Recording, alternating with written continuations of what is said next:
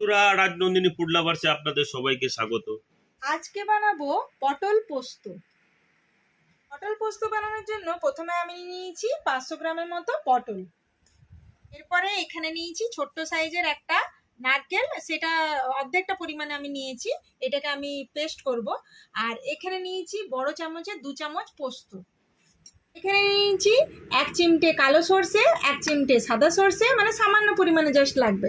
আর কয়েকটা কাজু নিয়েছি, একটা শুকনো গোটা লঙ্কা নিয়েছি, সামান্য পরিমাণে 1 টুকরো আদার টুকরো নিয়েছি, আর কয়েকটা বেশ গোটা গোটা কাঁচা লঙ্কা নিয়েছি, আর জাস্ট নামমাত্র 1 চিমটি কালো জিরে নিয়েছি, স্বাদ মতো নুন নিয়েছি। তো চলুন আমরা প্রথমে কি করব, এই যে পটলের গায়ে যে খোসা এরকম থাকে না, এটা পুরোটাকে আমরা ছুলে বের করব না, এরকম গায়ের কাছে এরকম হালকা আলতো হাতে ছুরির সাহায্যে এইভাবে পুরো খোসার গায়ে এইভাবে ছালটাকে আমরা আলতো হাতে এইভাবে পরিষ্কার করে নেব।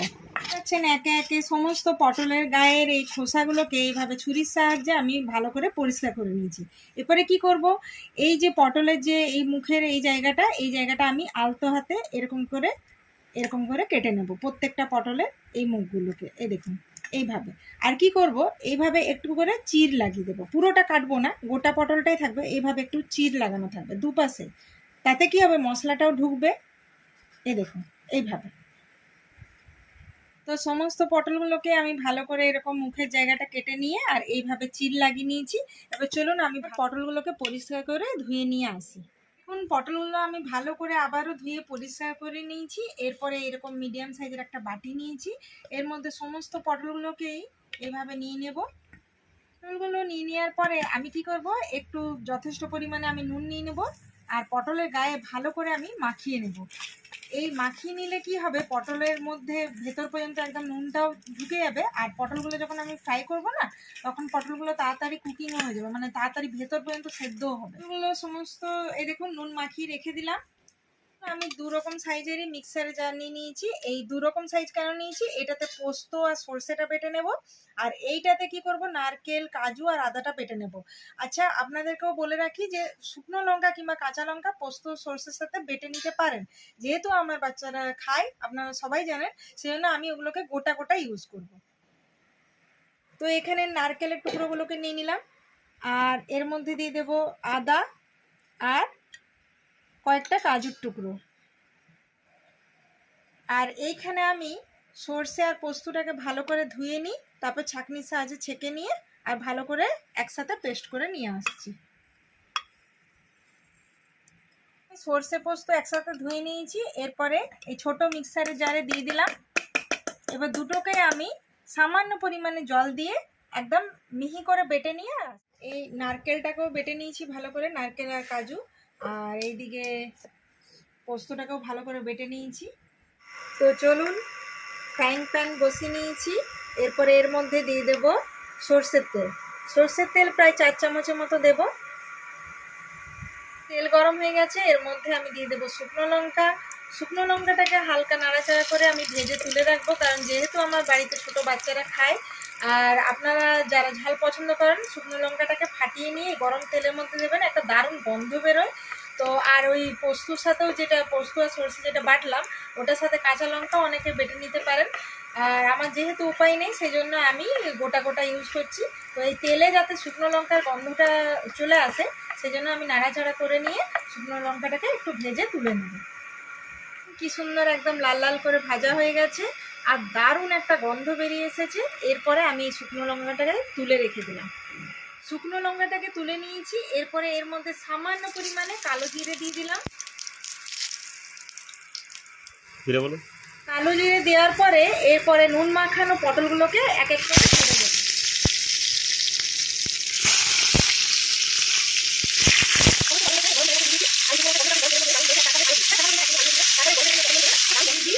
ঢাকা দিয়ে প্রায় আমি 2 মিনিট 1 মিনিট করে ঢাকাটা খুলে নিয়ে নাড়াচাড়া করে নিয়ে আবারও ঢাকা দিয়ে রান্নাটাকে আমি করবো, কারণ তাহলে কী হবে, পটলটা সেদ্ধও হয়ে যাবে ভেতর পর্যন্ত, আর বেশ একটা লাল লাল করে ভাজাও হয়ে যাবে। 2 মিনিট হয়ে গেছে, এরপর ঢাকা খুলে নিয়ে দেখতেই পাচ্ছেন এইভাবে নাড়াচাড়া করে পটলের চারিপাশটা আমি ভালো করে নাড়াচাড়া করে নিয়ে বেশ লাল লাল করে ভেজে নেব। আবারও ঢাকা দিয়ে দিলাম, হয়ে গেছে। এরপরে ঢাকা খুলে নিলাম। দেখতেই পাচ্ছেন পটলগুলো খুব সুন্দর করে ভাজা হয়ে গেছে। এরপরে একে একে আমি পটলগুলোকে তুলে নেব। দেখুন এই গরম তেলের মধ্যে এই বেটে রাখা নারকেল, কাজু, আদা এটাকে আমি আস্তে আস্তে দিয়ে দেবো। এটা নাড়াচাড়া করে নেব, কারণ মিক্সির গায়ে বেশ অনেকটা লেগে আছে আর একটু সামান্য পরিমাণে জল তো লাগবেই। তো বেশ নাড়াচাড়া করে নিলাম। এই মিক্সির যে গায়ে নারকেল বাটা আর কাজু, আদা ছিল সেটাকে আমি ভালো করে দিয়ে দিলাম সামান্য পরিমাণে জল দিয়ে। এরপরে আবারও নাড়াচাড়া করে নেব। তো এরপরে এটাকে ভালো করে নাড়াচাড়া করে নিয়েছি আর দেখতেই পাচ্ছেন বেশ একটা টকবক করে ফুটে এসেছে। এর মধ্যে আমি দিয়ে দেব গোটা কাঁচা লঙ্কা। কাঁচা লঙ্কা এই সময় কেন দেব, বেশ একটা দারুণ গন্ধ বেরিয়ে আসবে। আর এই পোস্তটা যেভাবে হচ্ছে না, মানে বেশ একদম জিভে জল চলে আসবে। এই পোস্ত দিয়ে কখনো গরম ভাত খেয়ে দেখবেন, মানে দারুণ জাস্ট জমে যাবে। তো অবশ্যই বন্ধুরা বানাবেন আর ফ্যামিলির সাথে এনজয় করবেন। আমি সমস্ত পটলগুলোকে দিয়ে দিলাম যেগুলো আমি ভেজে রেখেছিলাম। আর এটা আমি এখন দিয়ে দেওয়ার পরে 2 মিনিটের জন্য আমি এটাকে একটু ঢাকা দেব। তো চলুন 2 মিনিট হয়ে গেছে, এরপর ঢাকা খুলে নিই। দারুণ একটা খুব সুন্দর বেশ গন্ধও বেরিয়েছে। আর কি বলবো, বেশ কাঁচা লঙ্কাগুলো আগে দেওয়া হয়েছিল বলে একটা খুব সুন্দর, ঢাকাটা খুলতে খুলতেই বেশ গন্ধটা বেরিয়েছে। তো আপনারা দেখতেই পাচ্ছেন প্রায় পটলের গায়ে মানে নারকেল বাটাটা একদম ভালো করে গায়ে লেগে লেগে এসেছে। এবার চলুন এর মধ্যে আমি দিয়ে দেব একটু স্বাদ মতো নুন। মানে পটলের গায়ে জাস্ট নুন মাখিয়েছিলাম, এটাতে নুন দেওয়া হয়নি। এখন আমি নুনটাও দিয়ে দিলাম। এবার নুনটা দিয়ে ভালো করে নাড়াচাড়া করে নেব। একদম মানে নারকেল বাটার যে জলটা ছিল একদম পুরো পটলের গায়ে একদম মানে পুরো ছিটিয়ে ছিটিয়ে লেগে গেছে। এই অবস্থাতেই আমি দিয়ে দেবো পোস্ত, সর্ষে বাটা। তো এই দেখুন আমি দিয়ে দিলাম। এরপরে আবারও মিক্সিতে, এই দেখুন মিক্সির জারে কিছুটা লেগেছিল, তো আমি সামান্য পরিমাণে এটাতে জল দিলাম। আর এটা আবার ঢাকা দিয়ে একটু এরকম সেট করে নেব, নেড়ে নেব। নেড়ে নিয়ে এই বাকি জলটা এর মধ্যে দিয়ে দেবো। তাহলে কি হলো, এক্সট্রা আমাকে আলাদা জল দিতে হলো না। এই জলগুলো দিয়েই আমার মানে মানে পুরো রান্নাটাও হয়ে গেল। হ্যাঁ, সামান্য পরিমাণে অল্প অল্প দেখে দেখে জল দিলেই হলো। আর দেখতেই পাচ্ছেন একদম খুব সুন্দর একটা কালার হয়েছে, দারুণ দারুণ একটা গন্ধ বেরিয়েছে। সব মানে মিলেমিশে দারুণ একদম মানে জিভে জল চলে আসার মতো পটল পোস্ত প্রায় রেডির দিকেই। আর আপনারা অবশ্যই অবশ্যই বাড়িতে বানাবেন, কমেন্টে জানাবেন যে ভিডিওগুলো কেমন লাগছে। রাজনন্দিনী ফুড লাভার্সে এইরকম এত এত ভালোবাসা দেওয়ার জন্য সবাইকে অনেক অনেক অনেক ধন্যবাদ।